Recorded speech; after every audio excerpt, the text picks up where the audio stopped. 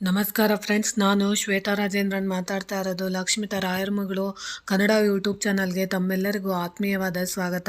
ಸ್ನೇಹಿತರೆ, ನಾನು ನಿಮಗೆ ಒಂದು ವಿಶೇಷವಾದ ಮಾಹಿತಿ ತಿಳಿಸ್ಕೊಡ್ತಾ ಇದ್ದೀನಿ.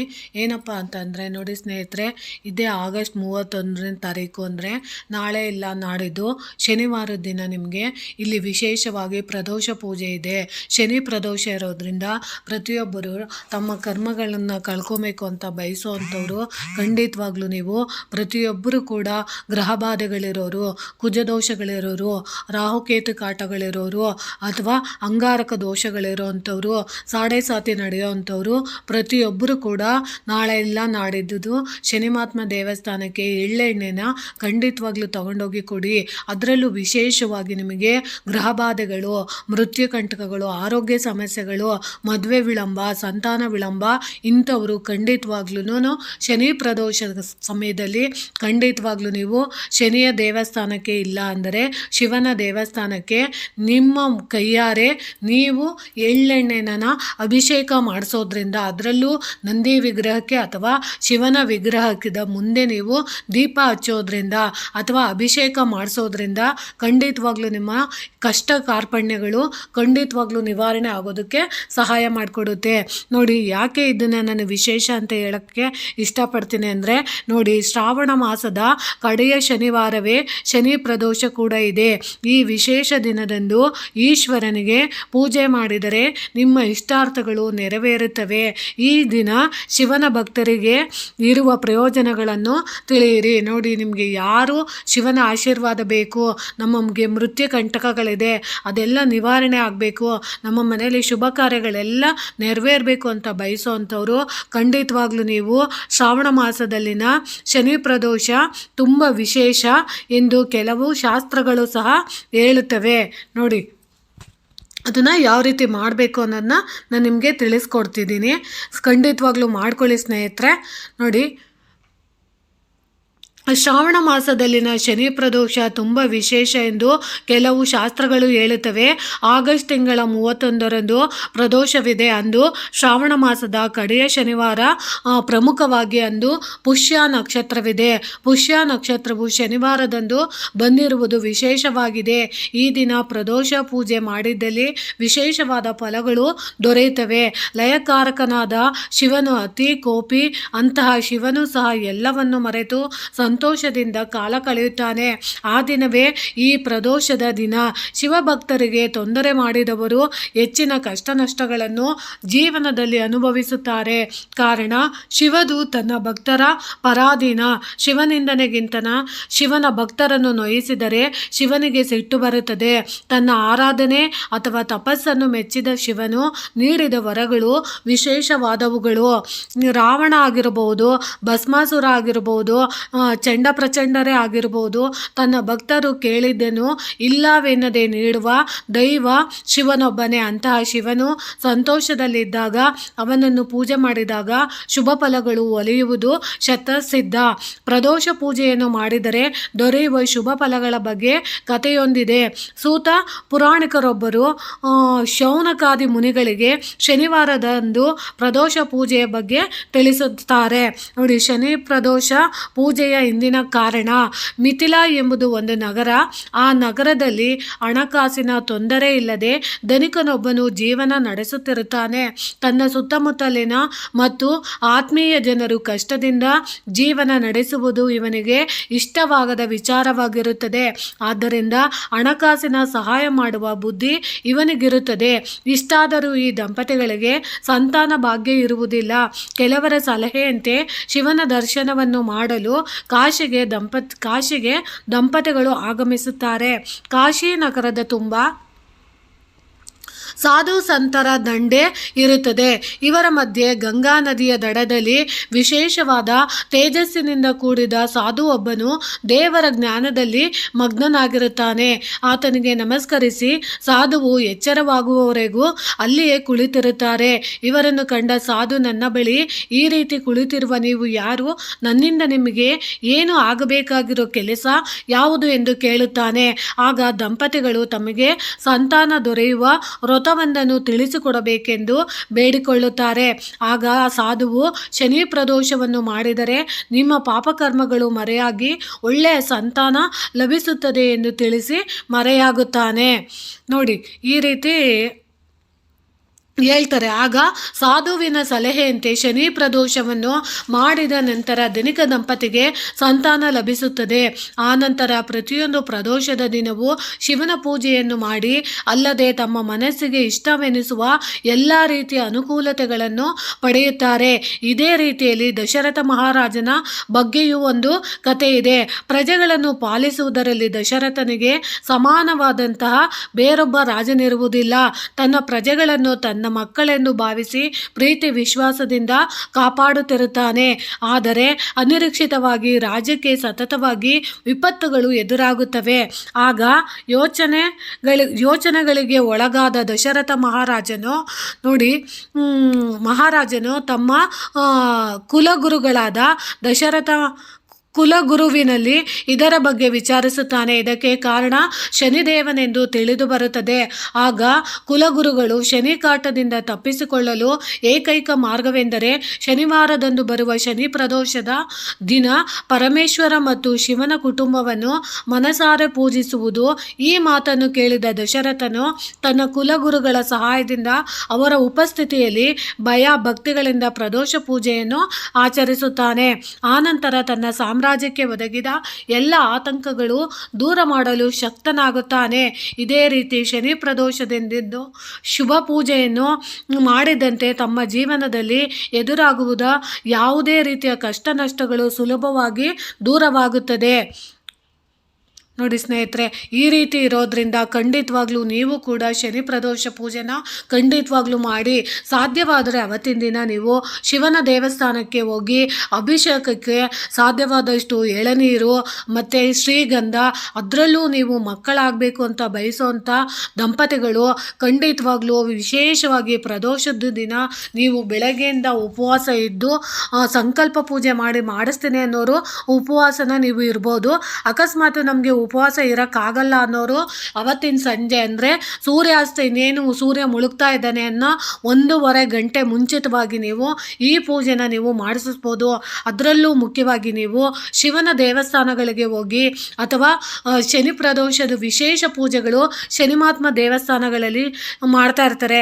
ಅದರಲ್ಲೂ ಮುಖ್ಯವಾಗಿ ನಾನು ನೋಡಿರೋ ಪ್ರಕಾರ ಶನಿ ಪ್ರದೋಷ ಪೂಜೆಗಳನ್ನ ನೀವು ಶಿವನ ದೇವಸ್ಥಾನದಲ್ಲಿ ಅಥವಾ ಆಚರಣೆ ಮಾಡೋದ್ರಿಂದ ಖಂಡಿತವಾಗ್ಲೂ ನೀವು ಯಾವೊಂದು ಉದ್ದೇಶಕ್ಕೆ ಮಾಡ್ತಾ ಇದ್ದೀರಾ ಅದು ಖಂಡಿತವಾಗ್ಲೂ ಪೂರ್ಣ ಫಲನ ತಂದುಕೊಡುತ್ತೆ. ಯಾಕೆ ಹೇಳ್ತೀನಿ ಅಂದರೆ ನೋಡಿ, ಪ್ರದೋಷ ಕಾಲ ಅಂದರೆ ಶನಿ ಪ್ರದೋಷ ವ್ರತದ ದಿನದಂದು ಸಂಜೆಯ ಸಮಯವನ್ನು ಪೂಜೆ ಮಾಡಲು ಮಂಗಳಕರವೆಂದು ಪರಿಗಣಿಸಲಾಗುತ್ತದೆ.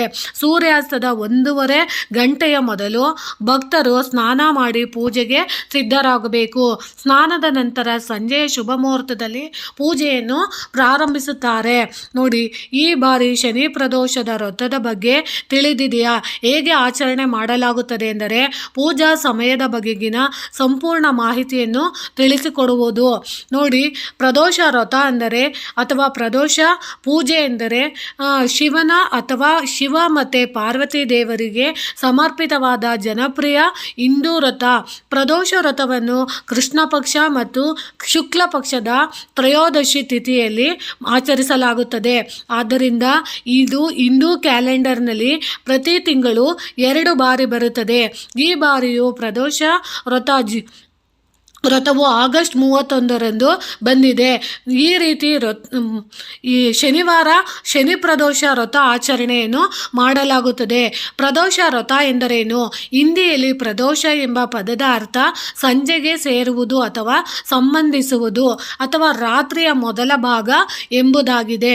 ಹಾಗಾಗಿ ಈ ಪವಿತ್ರ ವ್ರತವನ್ನು ಸಂಧ್ಯಾಕಾಲದ ಸಮಯದಲ್ಲಿ ಅಂದರೆ ಸಂಜೆಯ ಸಮಯದಲ್ಲಿ ಆಚರಿಸಲಾಗುವುದರಿಂದ ಇದನ್ನು ಪ್ರದೋಷ ವ್ರತ ಎಂದು ಕರೆಯಲಾಗುತ್ತದೆ. ಹಿಂದೂ ಪುರಾಣಗಳ ಪ್ರಕಾರ ಪ್ರದೋಷದ ಶುಭ ದಿನದಂದು ಶಿವನು ಪಾರ್ವತಿ ದೇವಿಯೊಂದಿಗೆ ಅತ್ಯಂತ ಸಂತೋಷ ಸಮಯವನ್ನು ಕಳೆಯುತ್ತಾನೆ ಎಂದು ನಂಬಲಾಗಿದೆ. ಆದ್ದರಿಂದ ಶಿವನ ಅನುಯಾಯಿಗಳು ಈ ಉಪವಾಸವನ್ನು ಆಚರಿಸುತ್ತಾರೆ ಮತ್ತು ದೈವಿಕ ಆಶೀರ್ವಾದವನ್ನು ಪಡೆಯಲು ಈ ಶುಭ ದಿನದಂದು ದೇವರನ್ನು ಪೂಜಿಸುತ್ತಾರೆ, ಪ್ರದೋಷ ಆಚರಿಸುತ್ತಾರೆ. ನೋಡಿ, ಇವಾಗ ನೀವು ಏನು ಮಾಡಬೇಕು ಅಂದರೆ ಸಂಜೆಯ ಸಮಯದಲ್ಲಿ ಅಥವಾ ರಾತ್ರಿಯ ಮೊದಲ ಭಾಗ ಎಂಬುದಾಗಿದೆ. ಈ ಪವಿತ್ರ ವ್ರತವನ್ನು ಸಂಧ್ಯಾಕಾಲದ ಸಮಯದಲ್ಲಿ ಅಂದರೆ ಸಂಜೆಯ ಸಮಯದಲ್ಲಿ ಆಚರಿಸಲಾಗುತ್ತದೆ.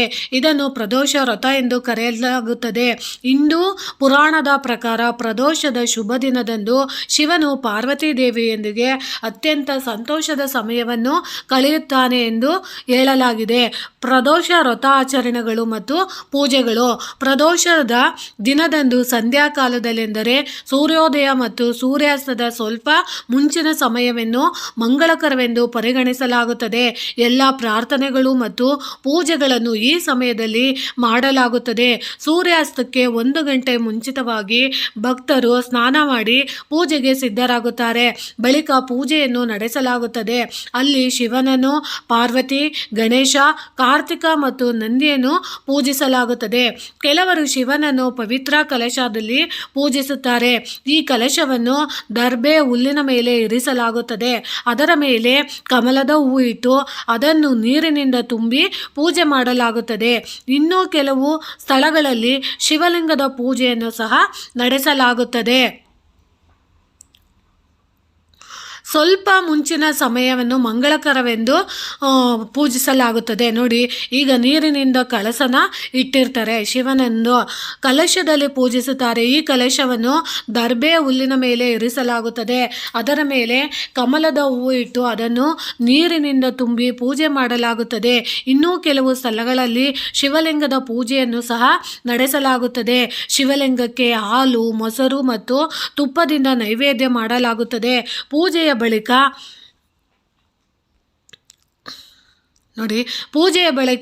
ಭಕ್ತರು ಶಿವಲಿಂಗದ ಮೇಲೆ ಬಿಲ್ವ ಪತ್ರೆಯನ್ನಿಟ್ಟು ಅರ್ಪಿಸುತ್ತಾರೆ.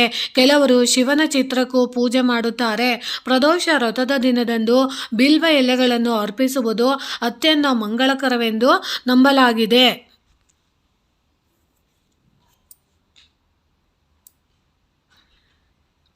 ಆಮೇಲೆ ಇನ್ನೂ ಕೆಲವು ಸ್ಥಳಗಳಲ್ಲಿ ಶಿವಲಿಂಗದ ಪೂಜೆಯನ್ನು ನಡೆಸಲಾಗುತ್ತದೆ. ಶಿವಲಿಂಗಕ್ಕೆ ಹಾಲು, ಮೊಸರು, ತುಪ್ಪದಿಂದ ಅಭಿಷೇಕ ಕೂಡ ಮಾಡುತ್ತಾರೆ. ಬಿಲ್ವ ಎಲೆಗಳನ್ನು ಅರ್ಪಿಸುತ್ತಾರೆ. ಆಚರಣೆಯ ನಂತರ ಭಕ್ತರು ಪ್ರದೋಷ ವ್ರತ ಕಥೆಯನ್ನು ಕೇಳುತ್ತಾರೆ ಅಥವಾ ಶಿವಪುರಾಣದ ಕಥೆಗಳನ್ನು ಓದುತ್ತಾರೆ. ಇಲ್ಲವಾದಲ್ಲಿ ಮಹಾಮೃತ್ಯುಂಜಯ ಮಂತ್ರವನ್ನು 108 ಬಾರಿ ಮಂತ್ರಪಠಣ ಮಾಡಬಹುದು. ಪೂಜೆಯ ನಂತರ ಹೆಚ್ಚಿನ ಭಕ್ತರು ಶಿವನ ದೇವಾಲಯಗಳಲ್ಲಿ ದರ್ಶನಕ್ಕಾಗಿ ಭೇಟಿ ನೀಡುತ್ತಾರೆ. ಅದಲ್ಲದೆ ಪ್ರದೋಷದ ಪೂಜೆಯನ್ನು ಮಾಡುವಂಥವರು ಭಕ್ತರು ಶಿವಲಿಂಗದ ಮೇಲೆ ಬಿಲ್ವ ಪತ್ರೆಯನ್ನಿಟ್ಟು ಅರ್ಪಿಸುತ್ತಾರೆ.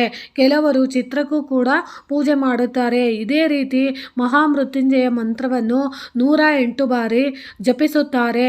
ಶಿವಪೂಜೆಯ ನಂತರ ಶಿವನ ದೇವಾಲಯಗಳಿಗೆ ದರ್ಶನಕ್ಕೆ ಲಾಭಕ್ಕೋಸ್ಕರ, ಒಳ್ಳೆಯದಾಗಲಿ ಅನ್ನೋ ಉದ್ದೇಶಕ್ಕೋಸ್ಕರ ಒಂದೇ ಒಂದು ದೀಪವನ್ನು ಬೆಳಗಿಸುವುದು ತುಂಬ ಲಾಭದಾಯಕವೆಂದು ಪರಿಗಣಿಸಲಾಗುತ್ತದೆ. ಶಿವನ ಮುಂದೆ ಒಂದು ದೀಪವನ್ನು ಹಚ್ಚಿ ತಮ್ಮ ಇಷ್ಟಾರ್ಥಗಳನ್ನು ಬೇಡಿಕೊಳ್ಳೋದ್ರಿಂದ ಇಷ್ಟಾರ್ಥಗಳು ನೆರವೇರೋದಕ್ಕೆ ಸಹಾಯ ಆಗುತ್ತದೆ. ಪ್ರದೋಷ ವ್ರತದ ಪ್ರಯೋಜನಗಳನ್ನು ಸ್ಕಂದ ಪುರಾಣದಲ್ಲಿ ಸ್ಪಷ್ಟವಾಗಿ ಉಲ್ಲೇಖಿಸಲಾಗಿದೆ. ಈ ಉಪವಾಸವನ್ನು ಭಕ್ತಿ ಮತ್ತು ನಂಬಿಕೆಯಿಂದ ಆಚರಿಸುವವರು ಸಂತೃಪ್ತಿ, ಸಂಪತ್ತು ಮತ್ತು ಉತ್ತಮ ಆರೋಗ್ಯವನ್ನು ಪಡೆದುಕೊಳ್ಳುತ್ತಾರೆ ಎಂದು ಹೇಳಲಾಗುತ್ತದೆ. ಆಧ್ಯಾತ್ಮಿಕ ಉನ್ನತಿಗಾಗಿ ಮತ್ತು ಆಸೆಗಳ ಈಡೇರಿಕೆಗಾಗಿ ಪ್ರದೋಷ ವ್ರತವನ್ನು ಆಚರಿಸಲಾಗುತ್ತದೆ. ಆಚರಿಸಲಾಗುತ್ತದೆ. ಈ ವ್ರತವನ್ನು ಹಿಂದೂ ಧರ್ಮ ಗ್ರಂಥಗಳು ಬಹಳವಾಗಿ ಶ್ಲಾಘಿಸಿವೆ ಮತ್ತು ಶಿವನ ಅನುಯಾಯಿಗಳು ಇದನ್ನು ಬಹಳ ಪವಿತ್ರವೆಂದು ಪರಿಗಣಿಸುತ್ತಾರೆ. ಈ ಶುಭ ದಿನದಂದು ದೇವರ ಕೃಪೆಗೆ ಪಾತ್ರರಾದರೆ ನಿಮ್ಮ ಎಲ್ಲ ಪಾಪಗಳಿಂದ ಮುಕ್ತಿ ದೊರೆತು ಸಮೃದ್ಧ ಆಶೀರ್ವಾದ ಅದೃಷ್ಟ ನಿಮ್ಮ ಪಾಲಾಗುವುದು. ನೋಡಿ, ಪ್ರದೋಷ ವ್ರತದ ಪ್ರಯೋಜನಗಳನ್ನು ಸ್ಕಂದ ಪುರಾಣದಲ್ಲಿ ಸ್ಪಷ್ಟವಾಗಿ ವಿವೇಚಿಸಲಾಗಿದೆ. ನೋಡಿ, ಸೋಮ ಪ್ರದೋಷ ಅಂತ ಒಂದು ಬರುತ್ತೆ. ಇದು ಸೋಮವಾರದಂದು ಬರುತ್ತದೆ. ಇದನ್ನು ಸೋಮ ಪ್ರದೋಷ ಎಂದು ಕರೆಯಲಾಗುತ್ತದೆ. ಈ ದಿನದಂದು ವ್ರತವನ್ನು ಆಚರಿಸುವುದರಿಂದ ಭಕ್ತರು ಸಕಾರಾತ್ಮಕ ಚಿಂತಕರಾಗುತ್ತಾರೆ ಮತ್ತು ಅವರ ಎಲ್ಲ ಆಸೆಗಳು ಈಡೇರುತ್ತದೆ. ಭೌಮ ಪ್ರದೋಷ ವ್ರತ ಇದು ಬಂದು ಮಂಗಳವಾರದ ಸಮಯದಲ್ಲಿ ಬರುತ್ತೆ. ಬಂದಾಗ ಅದನ್ನು ಭೌಮ ಪ್ರದೋಷ ಎಂದು ಕರೆಯಲಾಗುತ್ತದೆ. ಈ ದಿನ ವ್ರತ ಮಾಡುವುದರಿಂದ ಭಕ್ತರು ತಮ್ಮ ಆರೋಗ್ಯ ಸಮಸ್ಯೆಗಳಿಂದ ಪರಿಹಾರ ಪಡೆಯುತ್ತಾರೆ ಮತ್ತು ದೈಹಿಕ ಆರೋಗ್ಯ ಸುಧಾರಿಸುತ್ತದೆ. ಭೌಮ ಪ್ರದೋಷ ವ್ರತವು ಸಮೃದ್ಧಿಯನ್ನು ತರುತ್ತದೆ ಎಂದು ನಂಬಲಾಗಿದೆ. ಸೌಮ್ಯವಾರ ಪ್ರದೋಷ ವ್ರತ ನೋಡಿ, ಇದು ಬಂದು ಸೌಮ್ಯವಾರ ಪ್ರದೋಷ ಅಂದರೆ ಬುಧವಾರದಂದು ಬರುತ್ತದೆ. ಈ ಶುಭ ದಿನದಂದು ಭಕ್ತರು ತಮ್ಮ ಆಸೆಗಳನ್ನು ಈಡೇರಿಸಿಕೊಳ್ಳುವುದಕ್ಕಾಗಿ ವ್ರತ ಆಚರಿಸುತ್ತಾರೆ. ಇದರ ಜೊತೆಗೆ ಹೆಚ್ಚು ಜ್ಞಾನ ಮತ್ತು ಬುದ್ಧಿವಂತಿಕೆ ಸಂಪಾದನೆ ಮಾಡಬೇಕು ಎಂದಿರುವವರು ಈ ದಿನ ಈ ವ್ರತ ಆಚರಣೆಯನ್ನು ಮಾಡಬಹುದು. ನೋಡಿ, ಇದಾದ್ಮೇಲೆ ಗುರು ಪ್ರದೋಷ ವ್ರತ ಇದು ಗುರುವಾರ ಬರುತ್ತದೆ ಮತ್ತು ಈ ಉಪವಾಸವನ್ನು ಆಚರಿಸುವ ಮೂಲಕ ಭಕ್ತರು ತಮಗೆ ಬರುವ ಎಲ್ಲ ಅಪಾಯಗಳು ಬಂದಿರುವಂತೆ ದೇವರಲ್ಲಿ ಮೊರೆ ಹೋಗುತ್ತಾರೆ. ಇದಲ್ಲದೆ ಗುರುವಾರ ಪ್ರದೋಷ ವ್ರತವು ಪಿತೃ ಅಥವಾ ಪೂರ್ವಜರ ಆಶೀರ್ವಾದವನ್ನು ಲಭ್ಯವಾಗುತ್ತದೆ. ಇನ್ನು ಮೃಗುವಾರ ಪ್ರದೋಷ ಅಂದರೆ ಶುಕ್ರವಾರದಂದು ಪ್ರದೋಷ ವ್ರತವನ್ನು ಆಚರಿಸುವುದನ್ನು ಮೃಗುವಾರ ಪ್ರದೋಷ ಎಂದು ಕರೆಯಲಾಗುತ್ತದೆ. ಈ ವ್ರತವು ನಿಮ್ಮ ಜೀವನದಿಂದ ನಕಾರಾತ್ಮಕತೆಗಳನ್ನು ತೆಗೆದುಹಾಕುವ ಮೂಲಕ ನಿಮ್ಮ ಬದುಕಿನ ಕೊನೆಯವರೆಗೂ ಸಂತೃಪ್ತಿ ಮತ್ತು ಯಶಸ್ಸನ್ನು ತರುತ್ತದೆ.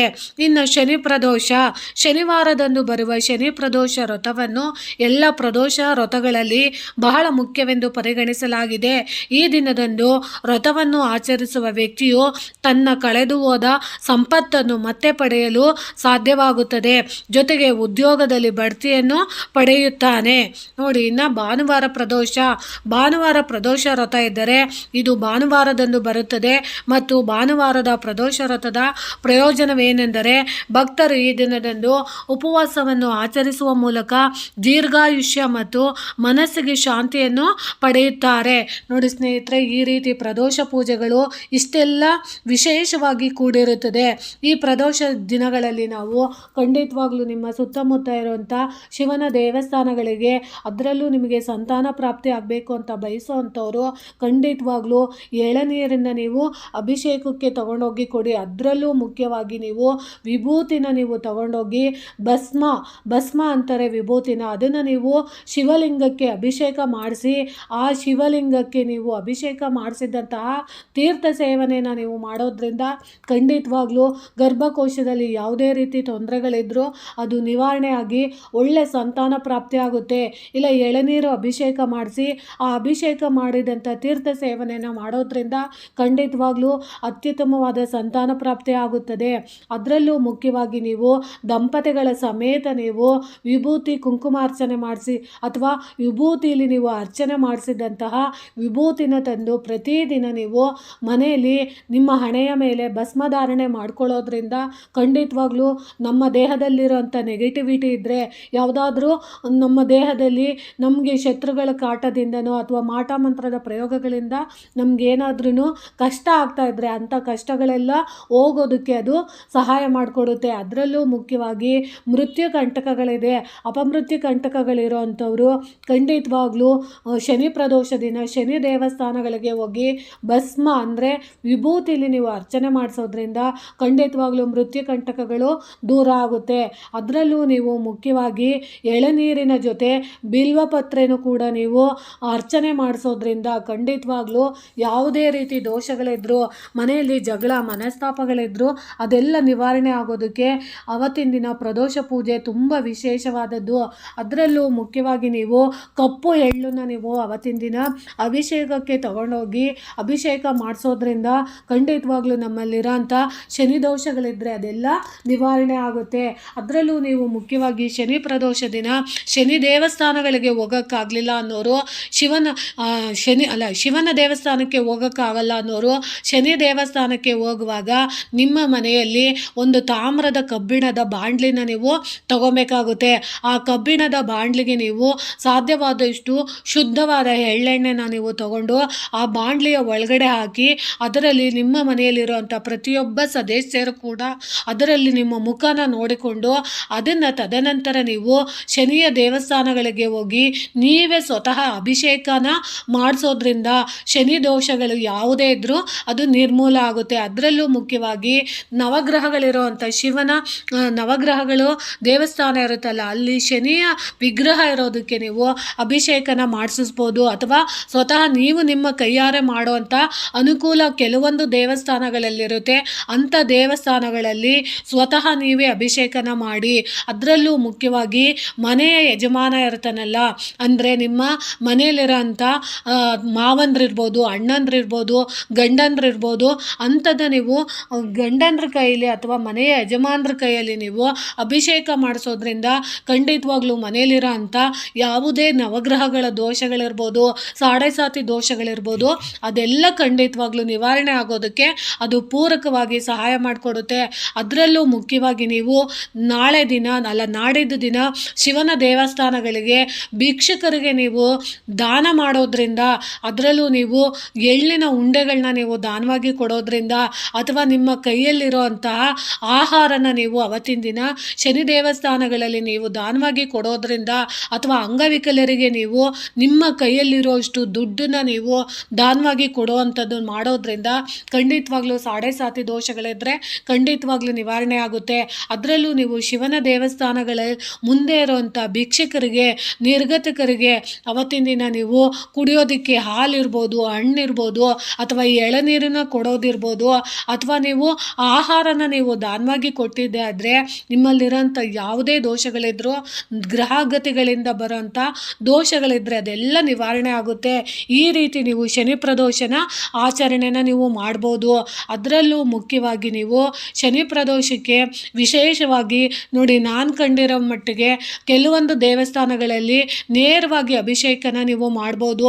ಅದರಲ್ಲೂ ಮುಖ್ಯವಾಗಿ ನೀವು ಎಲ್ಲಿ ಮಾಡ್ಬೋದು ಅಂದರೆ, ನನಗೆ ಗೊತ್ತಿರೋಂಗೆ ಹೆಬ್ಬಾಳದ ಹತ್ರ ಒಂದು ವಿಶೇಷವಾದ ಶನಿ ಟೆಂಪಲ್ ಇದೆ. ಅಲ್ಲಿ ನೀವು ಹೋದಾಗ ಮೂರ್ತಿ ಇದೆ, ಶನಿಯ ಮೂರ್ತಿ ಇದೆ. ಆ ಶನಿಯ ಮೂರ್ತಿಗೆ ನೀವು ಖಂಡಿತವಾಗ್ಲೂ ನೀವೇ ನಿಮ್ಮ ಸ್ವತಃ ಕೈಯಿಂದ ನೀವು ಅಭಿಷೇಕನ ನೀವು ಮಾಡ್ಬೋದು. ಅದರಲ್ಲೂ ಮುಖ್ಯವಾಗಿ ಇನ್ನೊಂದು ಬಂದು ಕುಣಿಗಲ್ ಹತ್ರ ಇದೆ. ಕುಣಿಗಲಲ್ಲಿರೋ ಅಂಥ ಶನಿ ದೇವಸ್ಥಾನ, ಅಲ್ಲಿ ನೀವು ಹೋದಾಗ ಅಲ್ಲಿ ನೇರವಾಗಿ ನೀವು ಶನಿಯ ದೇವಸ್ಥಾನಕ್ಕೆ ನೀವು ಖಂಡಿತವಾಗ್ಲೂ ನೇರವಾಗಿ ನೀವು ಶನಿಯ ವಿಗ್ರಹಕ್ಕೆ ನೀವು ಅಭಿಷೇಕನ ನೀವು ಮಾಡ್ಬೋದು. ಅದನ್ನು ಬಿಟ್ಟರೆ ಇನ್ನೊಂದು ಯಲಾಂಕದ ಹತ್ರ ಇದೆ. ಯಲಾಂಕದ ಹತ್ರ ಇರೋವಂಥ ದೇವಸ್ಥಾನಕ್ಕೆ ನೀವು ಹೋದಾಗ ಅಲ್ಲೂ ಕೂಡ ನೀವು ನೇರವಾಗಿ ಶನಿ ದೇವಸ್ಥಾನದಲ್ಲಿ ನೀವು ಅಭಿಷೇಕನ ನೀವು ಮಾಡಬಹುದು.